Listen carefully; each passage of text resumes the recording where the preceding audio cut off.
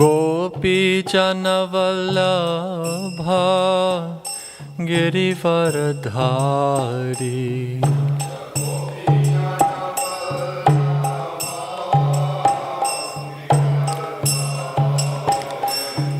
गोपीजनवल्लभा Girivardhari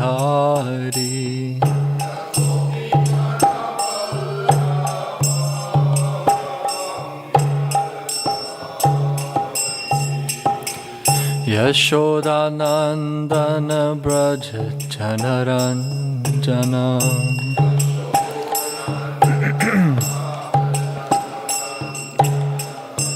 Yashodanandan Braj Janaranjan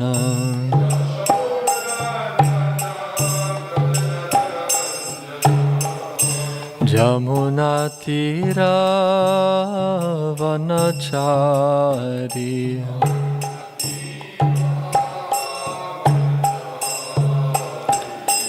Jamuna Tirah वनचारी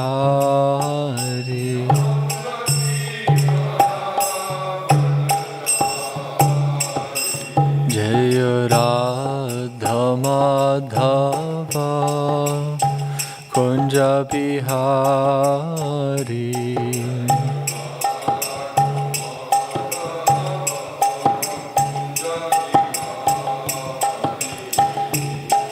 Jai Radha Madhava Kunj Bihari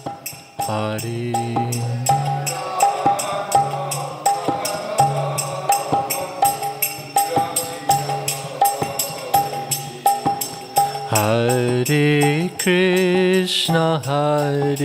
Krishna Krishna Krishna Hare Hare Hare Rama Rama Rama Hare Hare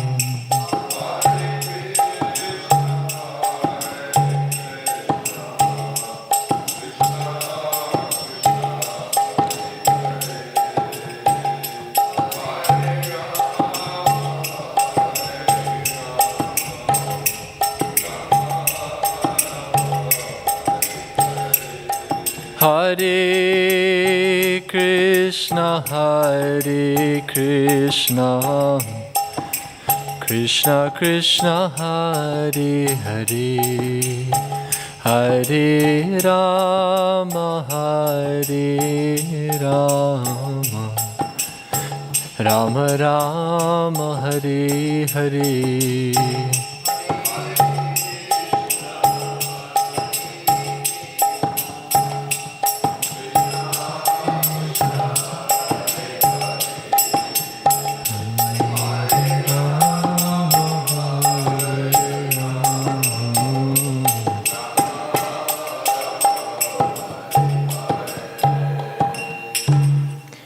Srila Prabhupada ki, Srimad Bhagavatam ki, Nitai Gaura Premanandi.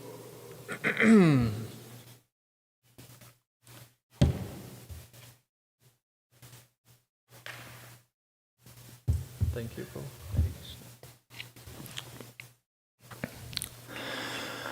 Sarva Shastrabdi Piyusha Sarva Vedaika Satpalam Sarva Siddhanta Ratnadyam Sarva Lokaika Drikpradam Sarva Bhagavata Pranam Srimad Bhagavata Prabhu Kalidvanto Ditaditya Shri Krishna Parivartita Paramananda Pataya Prima Varshaksharayati Sarvada Sarvasevyaya Shri Krishnaya Namostume Madhika Bandho Matsangin Madguru Manmahadhana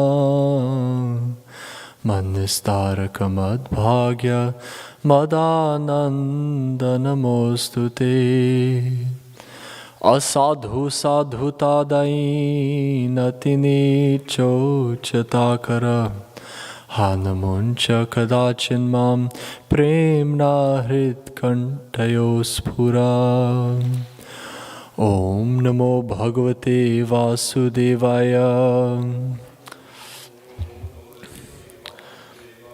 Om Namo Bhagavate Vasudevaya Om Namo Bhagavate Vasudevaya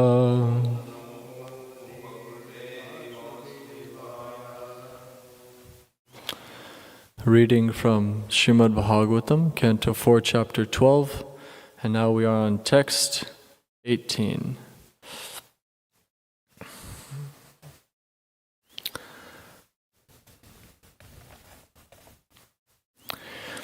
Bhaktim harau bhagavati pravahan ajasram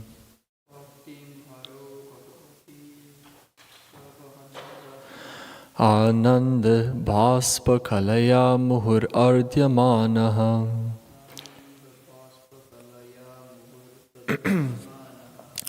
Viklidyamana Hridaya Palakachitango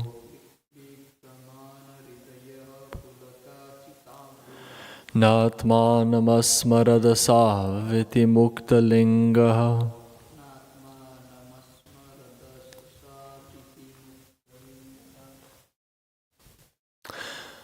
Would you like to chant? Sure.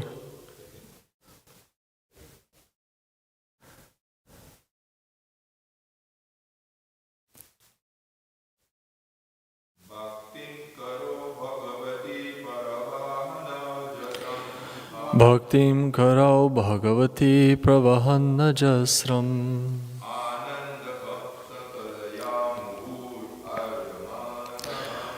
Ananda Bhaspakalaya Muhur Ardhyamanaha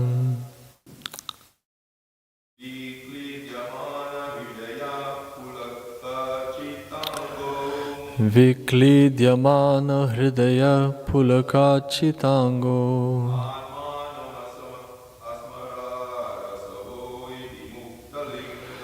Natmanamasmarata Saviti Muktalingaha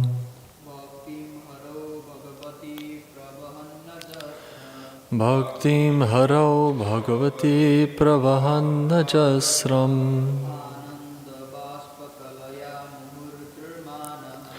Ananda Bhaspakalaya Muhur Ardyamanaha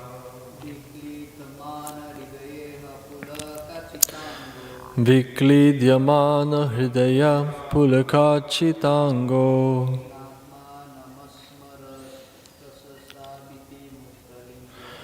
Natma namasmaradasa viti muktalingaha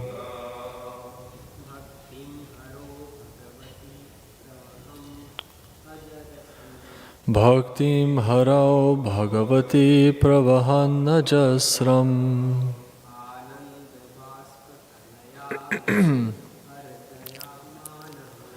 Ananda Bhaspakalaya Muhur Ardyamanaha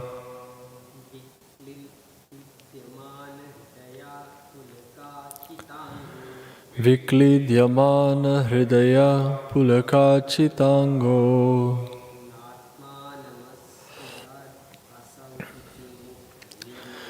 Natma namasmaradasav iti muktalingaha Bhaktim, devotional service. Harau, unto Hari. Bhagavati, the Supreme Personality of Godhead. Pravahan, constantly engaging in. Ajasram, always. Ananda, blissful. Bhaspakalaya, by a stream of tears. Muhuhu, again and again. Ardyamanaha, being overcome. Viklidyamana, melting. Hridayaha, his heart. Pulaka, standing of hairs. Achita, covered. Angaha, his body. Na, not. Atmanam, body. Asmarat, he remembered. Asau, he. Iti, thus. Muktalingaha, free from the subtle body. Because of his transcendental bliss, incessant tears flowed from his eyes. His heart melted, and there was shivering and standing of the hairs all over his body. Thus transformed, in a trance of devotional service, Dhruva Maharaj completely forgot his bodily existence, and thus he immediately became liberated from material bondage. Due to constant engagement in devotional service, hearing, chanting, remembering, worshipping the deity, etc., as prescribed in 9 varieties, there are different symptoms which appear in the body of a devotee. These 8 bodily transformations, which indicate that a devotee is already liberated within himself, are called Ashta Sattvika Vikara. When a devotee completely forgets his bodily existence, he should be understood to be liberated. He is no longer encaged in the body. The example is given that when a coconut becomes completely dry, the coconut pulp within the coconut shell separates from the bondage of the shell and the outer covering. By moving the dry coconut, one can hear that the pulp within is no longer attached to the shell or to the covering. Similarly, when one is fully absorbed in devotional service, he is completely disconnected from the 2 material coverings, the subtle and gross bodies. Dhruva Maharaj actually attained this stage of life by constantly discharging devotional service. He has already been described as a Mahabhagavat, for unless one becomes a Mahabhagavat or a first-class pure devotee, these symptoms are not visible. Lord Chaitanya exhibited all these symptoms.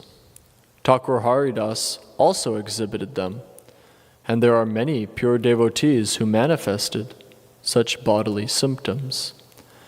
They are not to be imitated, but when one is actually advanced, these symptoms are exhibited. At that time, it is to be understood that a devotee is materially free. Of course, from the beginning of devotional service, the path of liberation immediately opens, just as the coconut taken from the tree immediately begins to dry. It simply takes some time for the shell and pulp to separate from one another. An important word in this verse is mukta lingaha. Mukta means liberated, and linga means the subtle body. When a man dies, he quits the gross body, but the subtle body of mind, intelligence, and ego carries him to a new body. While existing in the present body, the same subtle body carries him from one stage of life to another. For example, from childhood to boyhood, by mental development. The mental condition of a baby is different from that of a boy. The mental condition of a boy is different from that of a young man, and the mental condition of a young man is different from that of an old man.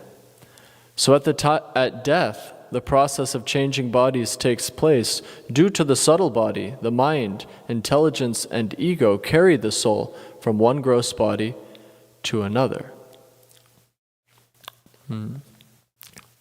So at death, the process of changing bodies takes place due to the subtle body. The mind, intelligence, and ego carry the soul from one gross body to another. This is called transmigration of the soul. But there is another stage, when one becomes liberated even from the subtle body. At that time, the living entity is competent and fully prepared to be transferred to the transcendental or spiritual world. The description of the bodily symptoms of Sri Dhruva Maharaj makes it apparent that he became perfectly fit to be transferred to the spiritual world. One can experience the distinction between the subtle and gross bodies even daily. In a dream, one's gross body is lying on the bed, while the subtle body carries the soul, the living entity, to another atmosphere. But because the gross body has to be continued, the subtle body comes back and settles in the present gross body. Therefore, one has to become free from the subtle body also. This freedom is known as Mukta Linga. Namo Om Vishnu Padaya Krishna Prishtaya Bhutale Gurudasa Jayadvaita Swaminiti Namine. Namo Om Vishnu Padaya Krishna Prishtaya Bhutale Shrimate Bhaktivedanta Swaminiti Namine. Namaste Saraswati Deve Gauravani Pracharine Nirvishesha Shunyavadi Paschatya Deshatarine. Om Jnanatimirandhasya Jnananjana Shalakya Chakshurun Militam Yena Tasmai Shri Gurave Namaha. Shri Chaitanya Manobhishtam Sthapitam Yena Bhutale Swayam Rupa Kada Mahyam Dadati Svapadantikam. Vandeham Shri Guru Shri Jutapada Kamalam Shri Kurun Vaishnavamshcham Shri Rupam Sagrajatam Sahagana Raghunatam Vitam Tam Sajivam Sadvaitam Savadhutam Parijana Sahitam Krishna Chaitanya Devam Shri Radha Krishna Padan Sahagana Lalita Shri Vishakam Vidamshcha. He Krishna Karuna Sindhu Dinabandho Jagatpate Gopesha Gopika Kanta Radha Kanta Namostute. Tapta Kanchana Gaurangi Radhe Vrindavaneshwari Vrishabhanusute Devi Pranamami Hari Priye. Vancha kalpatarubhyascha kripasindubhyevacha patitanam pavanebhyo vaishnavebhyo namo namaha. Shri Krishna Chaitanya Prabhu Nityananda Shri Advaita Gadadhar Shivasari Gaura Bhakta Vrinda. Hare Krishna Krishna Krishna Hare Hare Hare Rama Rama Rama Hare Hare. Bhakti Maharao, devotional service unto Hari. This is exemplified here by Dhruva Maharaj.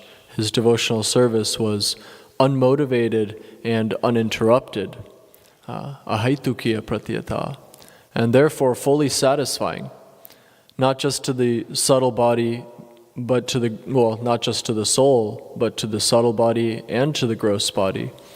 I was hearing a class by Srila Prabhupada in which he extended the meaning of Atma to cover all, the soul, the subtle body, the gross body, the senses, yayatma suprasi, that they all become completely satisfied. Atmanam, in this verse, Atma is also referring to the body.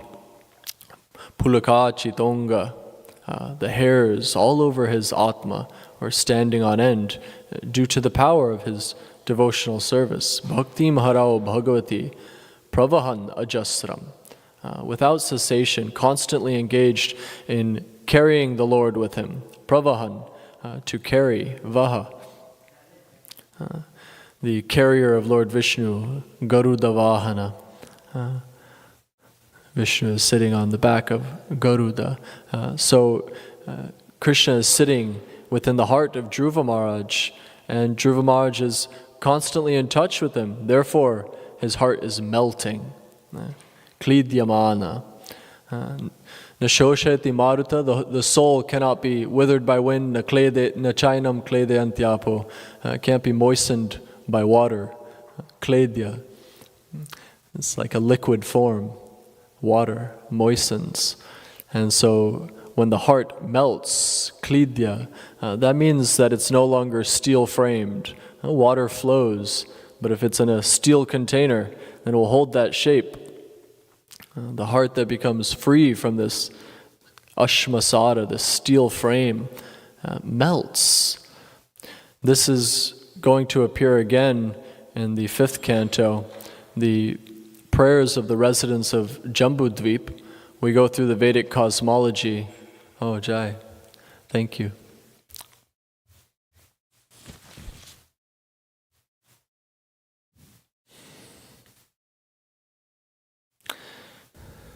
It's nice to receive a garland because it's kind of like Dhruva Maharaj getting touched on the head with the conch shell.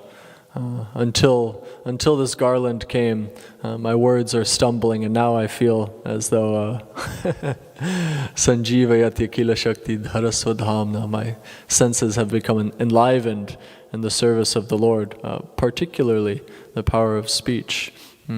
So thank you. Thank you for this garland.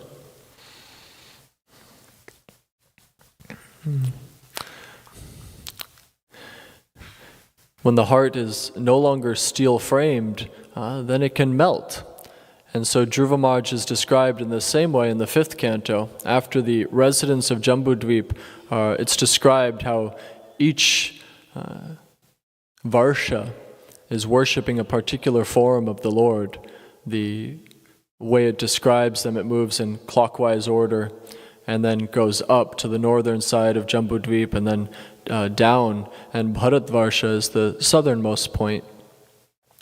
And when we finally arrive at Bharatvarsha, then all the demigods, they begin glorifying the residents of Bharatvarsha. They say how fortunate they are. If we can become so fortunate, then we would also like to take birth there.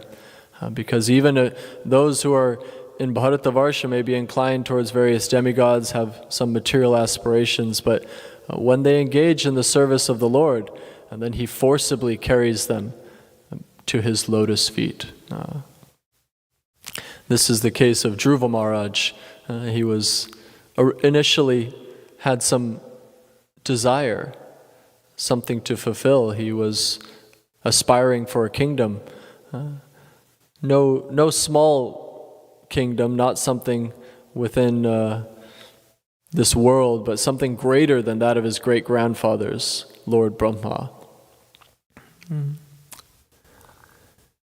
eventually he got it and lamented. Sthana bilasi tapaso stitoham. I was situated in tapasya for something kacham vichinvam, some broken glass, and now I've received divya ratna, this diadem, this crown jewel, Krishna.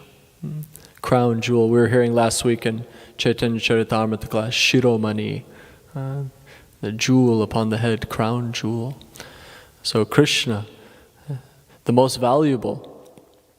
And Dhruva Maharaj finally realized that. In any case, when I think it's the 18th or 19th chapter in the 5th canto describes the descent of the river Ganges. And so Padangushta, the big toe of the Lord, pierces the covering and the Ganges flows, and it takes 1,000 years as falling. Finally it arrives at Dhruva Maharaj's planet. And there it's described that Dhruva Maharaj is daily taking bath and taking this Ganges water, placing it upon his head. And with his eyes half closed, Bhaspa Kalaya, same description as today. Tears are flowing from his eyes, and Klidyaman Antar Hridaya, his heart is melting. So this is the case of a pure devotee. The heart melts in love of God. The mukta linga, the subtle body, is liberated. We make a lot of arrangements for material comfort. I see that in New York. It's a little bit difficult to be comfortable outside when it's very cold. You see people are still rushing about. Someone is serving another for each one, mutual exploitation.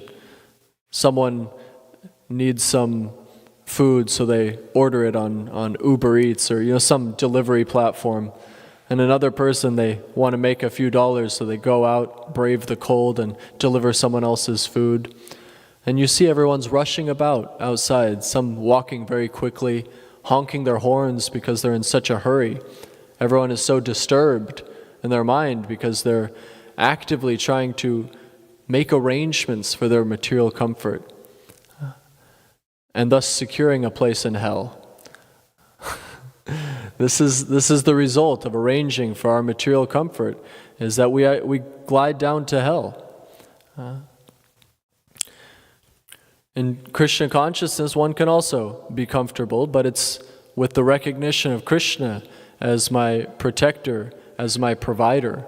This is the peace formula described, Bhoktaram Yagya Tapasam, Sarvaloka Maheshwaram. One who understands that Krishna is the provider, then he can be peaceful. Sarvaloka Maheshwaram. You see, someone owns a building, someone owns a bigger building, the mayor controls the city, the president, you keep moving up the chain. Finally you come to the person who owns everything.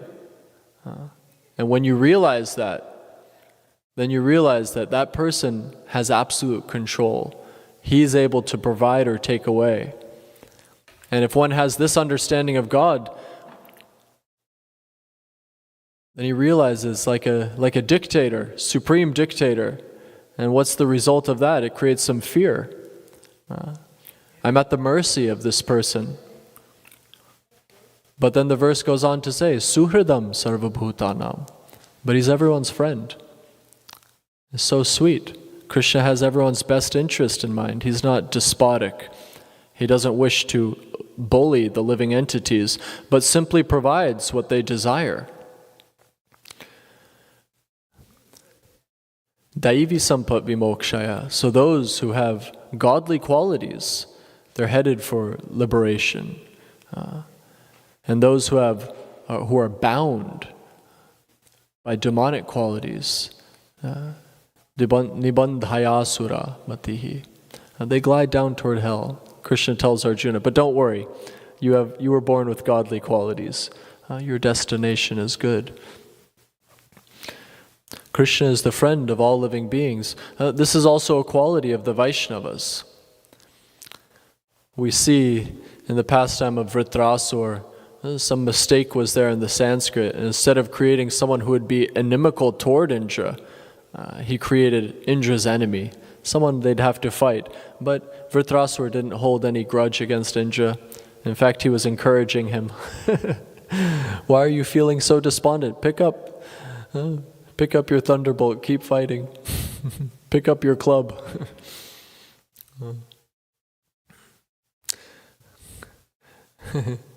One of my favorite pictures is Vritrasur. He's slinging the club and Airavata is flying backward, struck by the club. Vritrasur is so powerful. In any case, the devotee is the friend of all living beings. The name, exclusive name for Yudhisthira, given in Mahabharata, is Ajata Shatru. This is a quality of all sadhus. The sadhu bhushanas include Ajata Shatrava Shanta. Means his enemy is not born. Each of us is competing within this material world for some comfort, some position, and yet somebody else wants the same comfort. And when the two collide over the same property, then there's some quarrel. Especially in Kali Yuga, quarrel at the slightest provocation.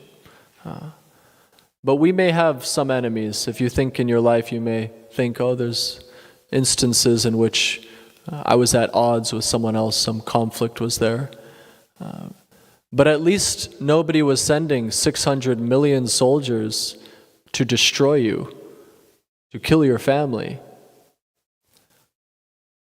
Yudhisthira was attacked, accosted by Duryodhana, who said, I won't even give you the amount of land that a pin can fit in. So how can he be called Ajata Shatru, he who has no enemy? 600 million soldiers are coming to destroy him.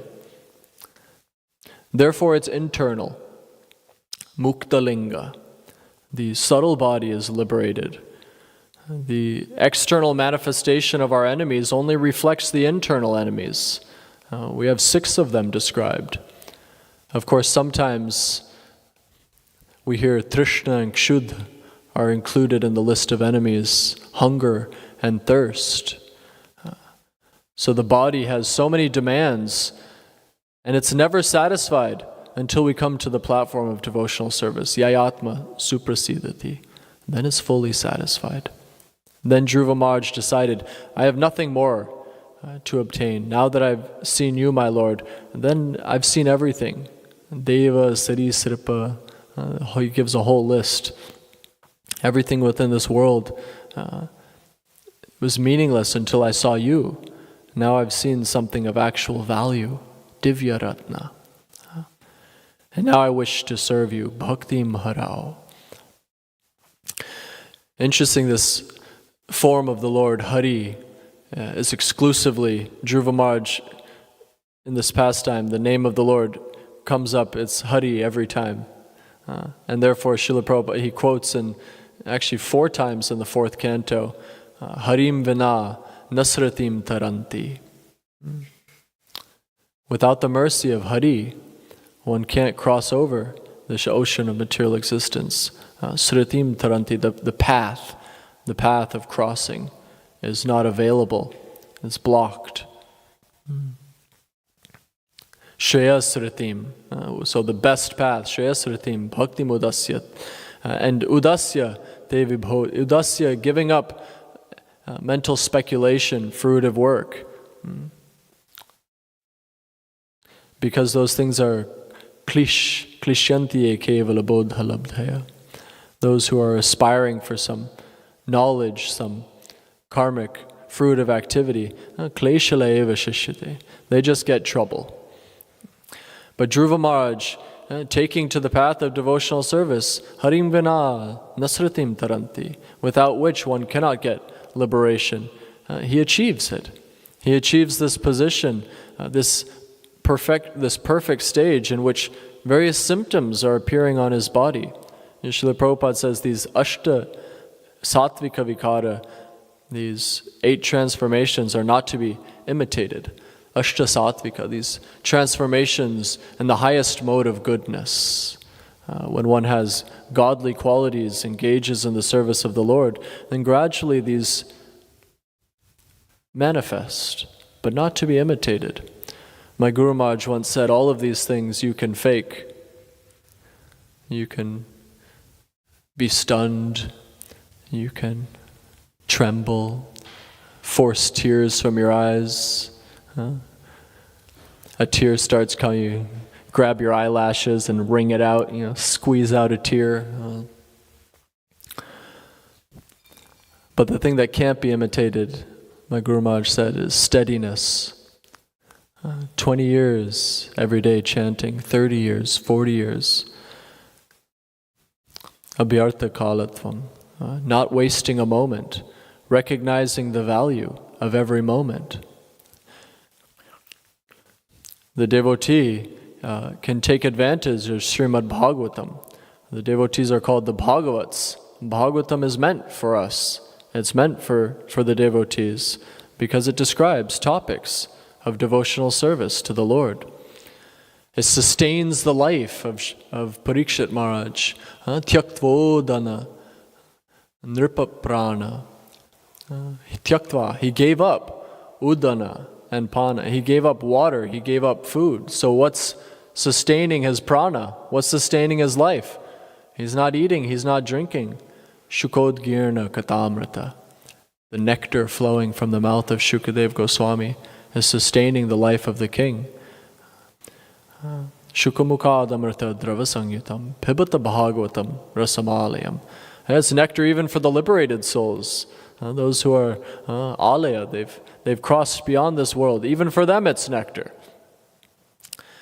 And there's no skin and there's no seed. What do you do with such a fruit? Pibata. Drink it. It's so sweet. It's so nectarian.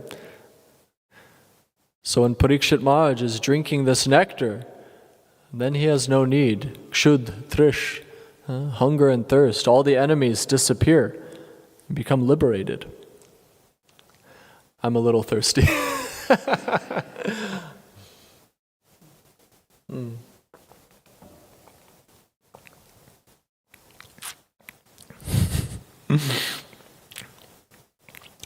Future stage.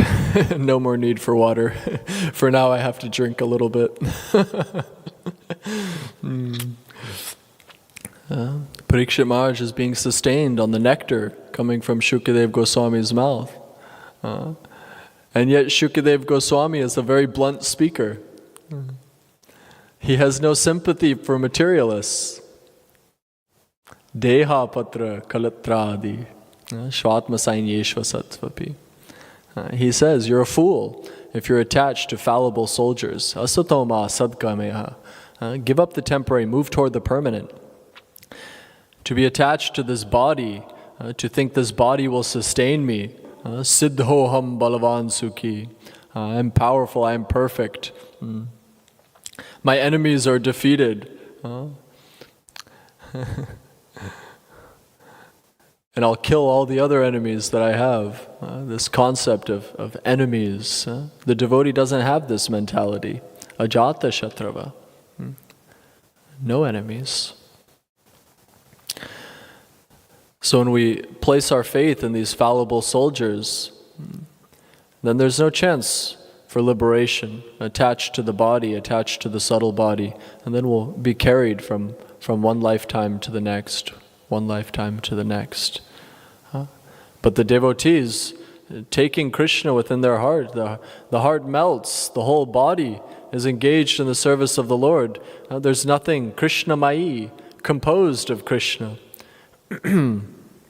When you squeeze an orange, what comes out? You get orange juice, because that's what it's made of.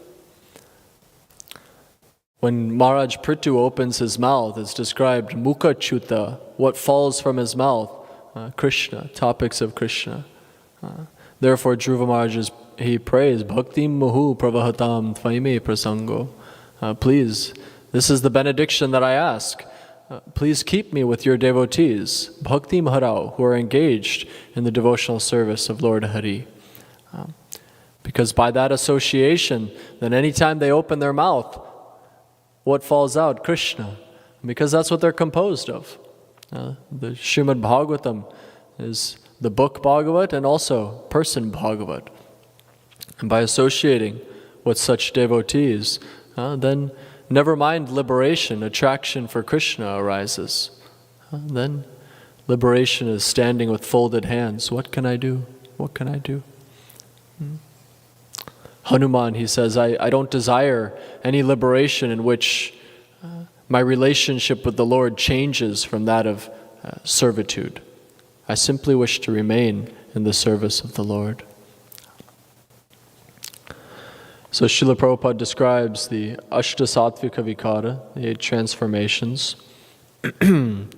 He describes the coconut analogy. I'm from Hawaii. I'm particularly fond of coconut analogies. I collect a lot of coconuts at home.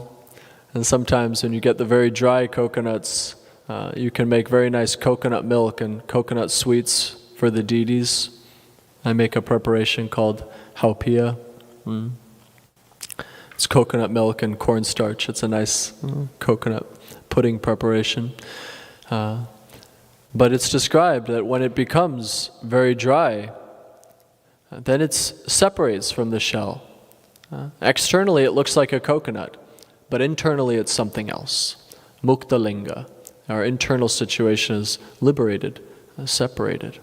And then Srila Prabhupada goes on to describe the changing of bodies, the difference between the subtle body and the gross body. And Dhruva Maharaj was perfectly fit to be transferred to the spiritual world. Baspa kalaya, tears pouring from his eyes when he chants. When I was a little boy, my grandma told me that when we chant japa, we should cry for Krishna, like a child crying for its mother. And I was quite young, but it impacted me. I thought, let me give it a try. And so I picked up my japa mala, and I sat down in my room and I started to chant, Hare Krishna, Krishna Krishna, Hare Hare, Hare Rama, Rama Rama, Hare Hare. I was crying out with my full might. I was really calling out, doing my best to cry for Krishna. And after a few rounds, my throat was quite sore. I realized I was too much focused on the crying and not enough on the holy name. It's not artificial. You can't force something. But sometimes when you begin chanting, there's an experience like you've never had. There's something called pinpoint marketing. It means that advertisers reconfirm your biases, or for the purpose of getting you to buy something or promoting their product. Whatever you click on, then more of that appears. And pretty soon you'd think the whole world shares your political opinions, the whole world likes what you like, because everything on your social media feed reconfirms your position. And the material world is like that. Because you want to satisfy your senses, the opportunities keep coming up. Shows you, hey, this is here, this will gratify you. Oh, that failed? Try this. How about this? And so all the living entities are walking around. They're looking in the shop windows. Maybe this, maybe this. But with that pinpoint marketing, we never see anything beyond our biases. We think that the body is all in all. And therefore, when a devotee enters, suddenly there's a shock, a ripple in the matrix. You get something new in your feed, something for the first time that this is different. What is this Maha Mantra? And you try chanting it, and there's a transformation. Or maybe transformation isn't correct, but an uncovering.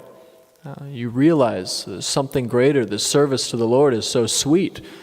And you chant, and you feel some shadow ecstasy, something wonderful. And you think, this is great. I want to chant forever. Let me never stop chanting. And so the next day you do it again. The next day you do it again. And now you have an expectation. You chanted, you felt something wonderful, you think, all right, I'll chant and I'll feel that again. And you chant, and it starts to become mechanical, where I'm chanting and I want something in return. Abhinatva nami namino. The Lord is non-different from His holy name, and it's not a transactional experience. Just because you chanted one time and felt a glimmer of ecstasy, tears came to the eyes, and you can't do that every time with the expectation of some return. Bhaktivinoda Thakur has a beautiful poem. The devotees were widely circulating it a couple years ago. Chant anyway. I feel like chanting, I don't feel like chanting, chant anyway. I'm feeling depressed, I'm feeling happy, chant anyway. He goes, it's a whole big list, all sorts of different conditions that you can be in, but chant anyway, keep on chanting. And instead of praying to the Lord for some reciprocation of ecstasy, pray to the Lord, how can I engage in your service? How can I serve you more and more? And Srila Prabhupada says, these transformations, they'll come. They don't need to be forced. Devotional service is the perfect practice by which to reciprocate with the Supreme Personality of Godhead. And He will reciprocate.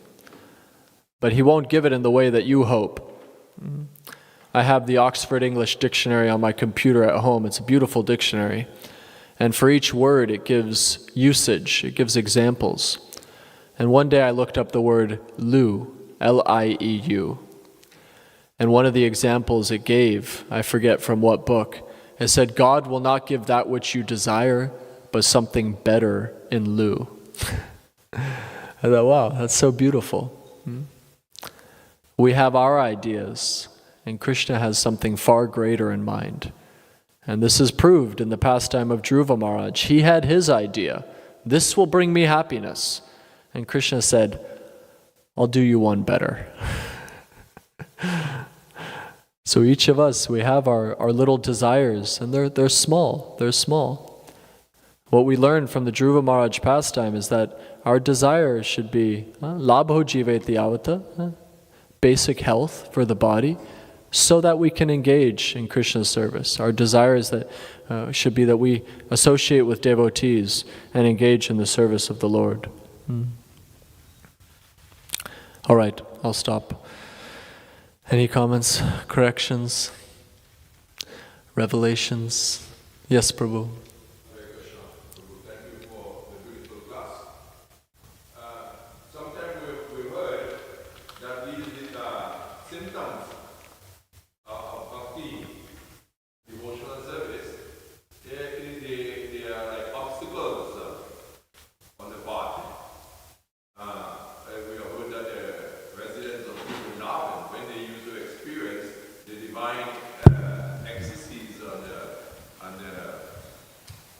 Symptoms, bodily symptoms. They sometimes curse. We heard that Lord Brahma, he got a curse also, that the eyelids can wink. That is an imperfection in the creation. So we have also heard of the gopis there saying that bodily symptoms, like this ecstatic symptoms, is causing disturbance on the part of seeing Krishna or remembering Krishna. Could you explain that? Well, two different examples. The gopis are cursing Brahma because the eyelids have to blink and they don't get to see him for a moment. And that's not an ecstatic transformation. In that example, it's just an imperfection in the body that for one moment I can't see the Lord. What a faulty design. But yes, there are examples where Krishna's, who is it? His charioteer, someone, Daruka maybe? Yeah, he's fanning Krishna or waving the chamara and the ecstatic emotions, and he's suppressing them. Hey, this will distract from my service. So in that sense, it's an obstacle in the execution of his devotional service, but not an obstacle in advancing towards Krishna. Not an obstacle in the way that illicit activities are an obstacle, an impediment in progress in devotional service. But yeah, we try to milk it. You feel some symptom, you think, oh, I'm there, I'm making progress. But very advanced devotees, it can be there, it cannot be there. My real business is serving the Lord. So if these symptoms get in the way of that service, then they're an obstacle. Yeah, nice point. Nice point, Prabhu.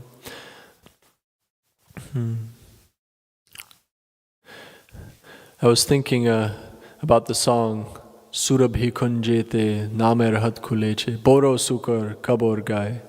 The 7th verse says, Ek bar deke chake jal, Ek bar deke chake jal, Ek bar deke chake jal, Gaura bole sakala sambal, something, sakala sambal. Nityananda, he's looking, if he sees one tear in the devotee's eyes as they're chanting Gaura, then sakala sambal, he gives that devotee everything. Gives that devotee everything. So the devotees are so merciful. Nityananda is so merciful. He's just looking, when will you turn towards Gauranga? When will you chant Hare Krishna in ecstasy, dancing before the Lord? And all these symptoms, they're there to describe the experience, but the Mahabhagavat is experiencing these things. He doesn't need to artificially force them. Well, it says in the purport that Dhruva Maharaj has already been described as Mahabhagavat. I think it's in the first couple of verses in this chapter. Let's see here. It describes Kuvera as Raja Rajena, by the King of Kings, and then it describes Dhruva Maharaj as Mahabhagavat. It's quite nice. Anyway, I don't see it, but it's there. All right, thank you all so much. Srimad Bhagavatam ki jai.